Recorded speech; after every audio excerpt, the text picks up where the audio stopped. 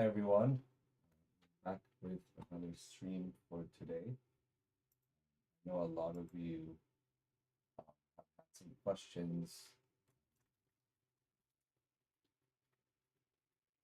on the listing.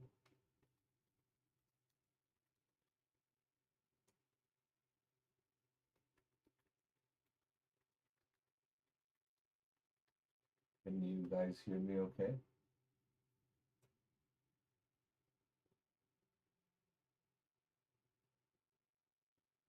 All right, so I am trying to find a way to make this camera a bit smaller.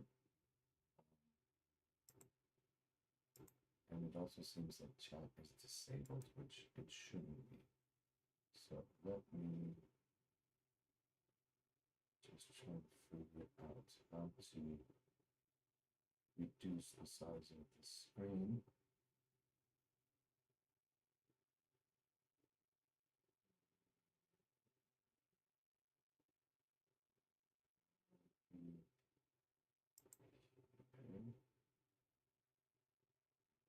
Okay, that's it.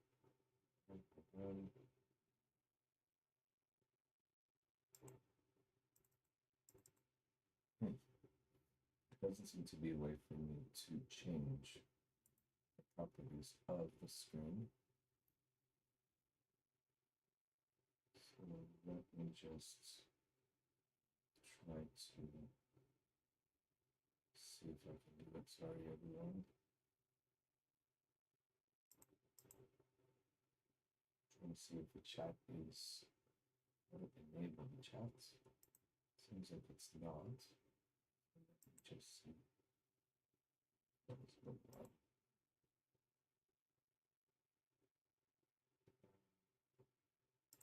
I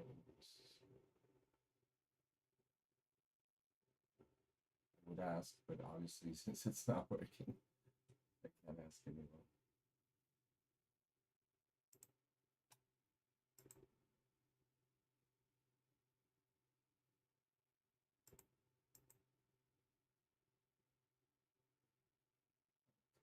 So let me see if I can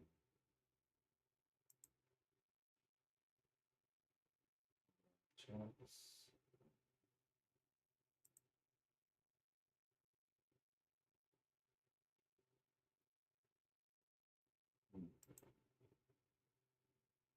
Seems like it's not working.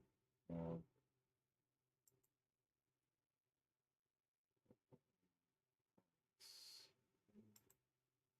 just see if I can do it.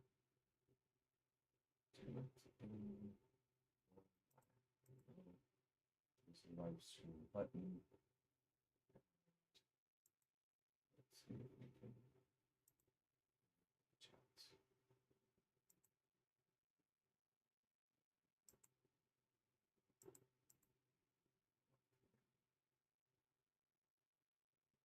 Description tags.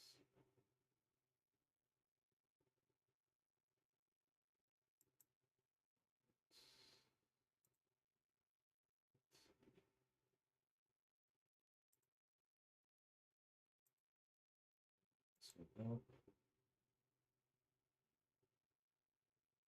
And if it doesn't, we might have to just not have a chat. Let's see if I can change this.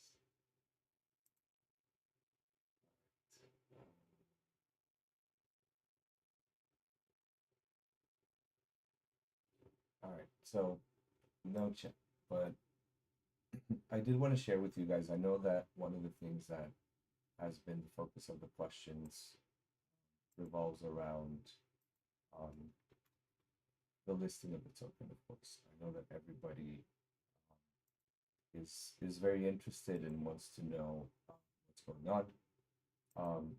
And so I just, I know that I keep saying that um, it is important for us to wait for third parties to try to go and list the token or go through the due diligence process to list the token.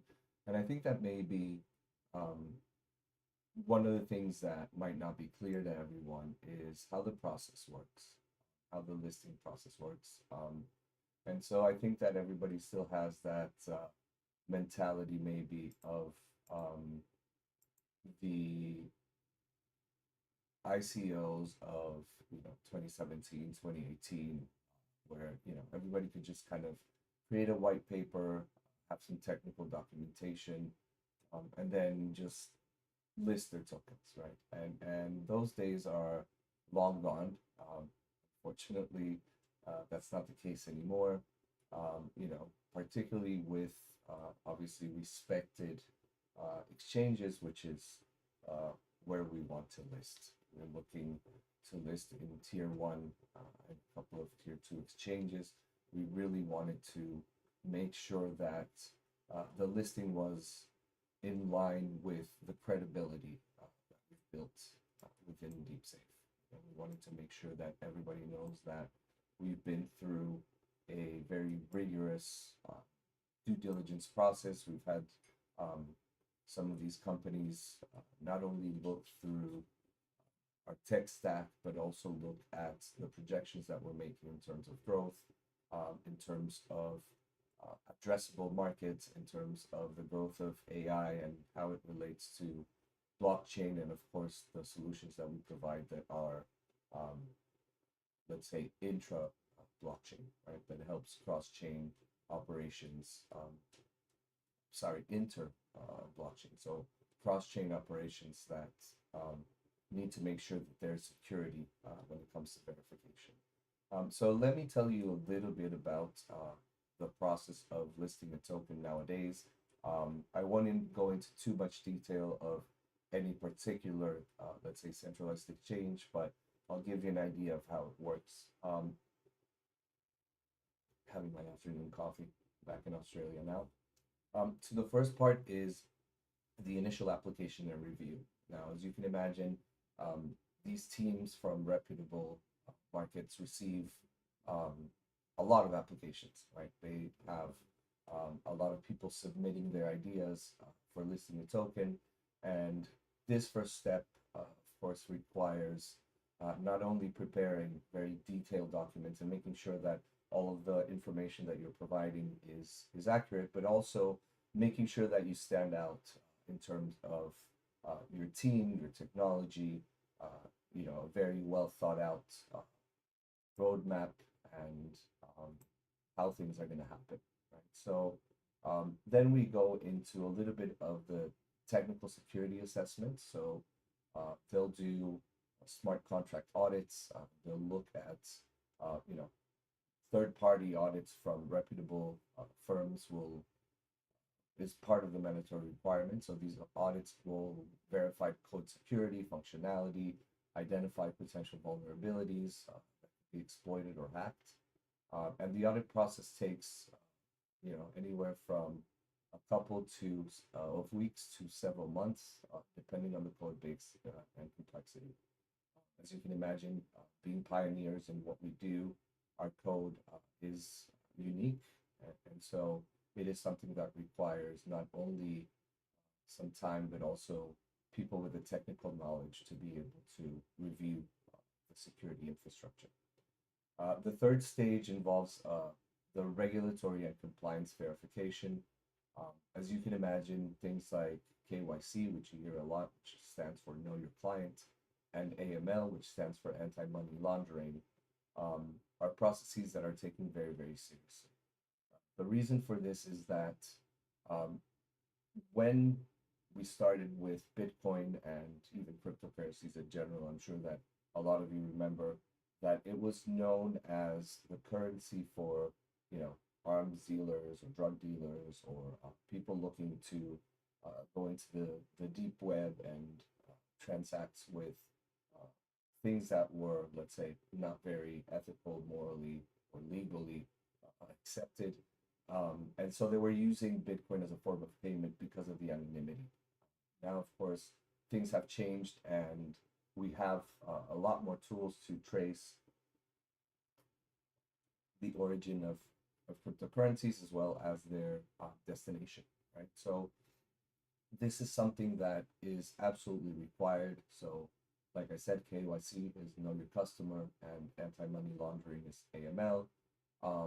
You'll hear things like politically exposed people, PEP controls. Um, there's KYB, which is know your business. This is when you are providing services for a business. And then the other thing you'll hear is CFT, so counter finance terrorism. Um, so CTF, counterterrorism financing. So those are the controls that we have to do. Of course, they have to be very robust. In many cases, people use third parties that are specialized in this, but of course, it being verification is something that is very much in line with what we do. There's a regulatory assessment that the listing market has to conduct. So they just need to make sure that the project abides by the laws where it's domiciled, that it's complying with local regulations and international regulations. And so this includes verification of, let's say, proper licensing. It includes verification of past project analysis, track record assessments, um, you know, uh, uh, the analysis of the team, making sure that they are not themselves in any sort of situation that could be detrimental, let's say, to the business. Um, and then we have the project or the team due diligence, sorry, which goes into, like I said, just making sure that the team is uh, legitimate, that there's transparency in terms of who they are, in terms of the background, in terms of what they've done, and how it relates to, uh, let's say, the company that's associated with the token that will be listed. They'll do a project legitimacy assessment, so making sure that the project is real, that it has real world utility, that there's market demand, that there's a business model that is viable.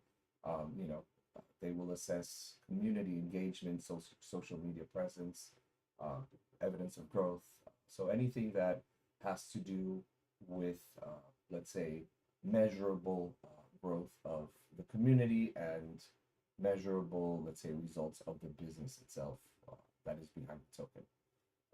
The next stage, stage five, involves the financial and tokenomic analysis. So they'll go into the token economics review, which has to do with a comprehensive valuation of anything around the analysis of total and circulating supply, token distribution amongst team, particularly investors, public sales, vesting schedules to prevent that there is market dumping. Exchanges will really scrutinize the utility mechanism, governance, staking, transactional use cases. These are all very important for them, right? Why? Because if you have a token that doesn't have the appropriate vesting periods, for example, and as soon as the token is listed, you have everyone dumping tokens. The chart is going to look horrible. The price is very quickly going to go to zero. And in terms of reputation, as you can imagine, that's not good for the markets themselves, right? The listing market. And so they need to make sure that there is solid tokenomics and which go well beyond distribution charts. The next thing they need to make sure is that there's market demand and liquidity. So, whenever a company wants to list, they have to demonstrate that they have sufficient liquidity and trading volume potential. So this includes evidence of, like I said, community support, active user bases, strategies for maintaining post-listing liquidity, market making, liquidity pools, etc. So, that is in itself also quite a bit of analysis that goes into making sure that the token being listed has been properly thought through and planned, and that it has the appropriate measures to, let's say, have some risk management, have some um, mechanisms to protect against, uh, let's say, events that could drive the token price to zero. So there are really a level of questions asked when it comes to all this market demand, liquidity, and post liquidity or post listing liquidity. Then we go into enhanced due diligence component. So, of course, there's legal opinion requirements. They have to look within their legal team or using a third party to make sure that the business is compliant with laws. Right? This is obviously very important. They don't want to be associated with businesses that are not compliant or that could get in trouble for not being compliant with regulations and the laws in the places they operate. There is also scrutiny around ongoing compliance. So it's not just about being compliant in the moment of the listing, is making sure that post listing the business remains compliant. And so this has to do with liquidity maintenance, regular compliance updates, making sure that there's community engagement, monitoring systems, tracking token performance and transactions, adhering to listing requirements. These are all things that need to happen post listing, just to make sure that the token has a behavior that's normal, that it's being used in the appropriate manner as designed, and that things are going well. Then we have risk assessment framework. So modern exchanges employ sophisticated risk assessment frameworks that evaluate the technical, financial, regulatory, security aspects. And so, this includes assessment of market dynamics, volatility modeling, evaluation of potential influences from liquidity changes. There's quite a list of things that go into risk assessment. And then we have, of course, timeline and process management. So once the due diligence process is complete, which can take months, as you know, depending on project complexity, major exchanges will allow, looking into different timelines. So you don't necessarily get to list a token once you are ready, or not even once the due diligence process is complete. In some cases, you have to actually wait for specific dates when the exchanges will have listings, and so this could also be a setback in terms of a timeline when it's not incorporated.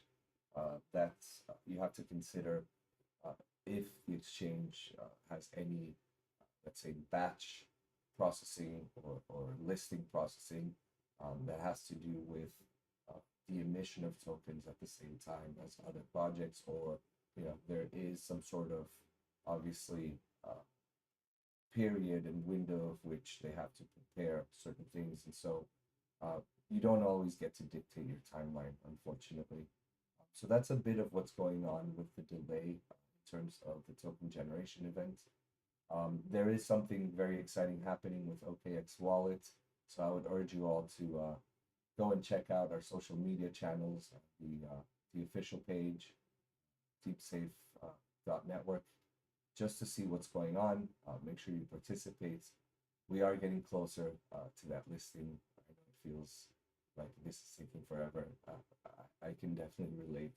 As I've said before in other streams, nobody wants this to happen more than we do. So we are really working on this. I hope to have some good news soon. But at least if not, I hope this worked as a guide for anybody out there that's looking to list their project, so that they understand that the process is a lot more complicated than it used to be, that it does require a lot of scrutiny and due diligence from the centralized exchange or the entity that is going to generate the token of the TGE. So hopefully you learned something from that. I look forward to seeing you next time. Thank you all, and hope that you have a good week ahead.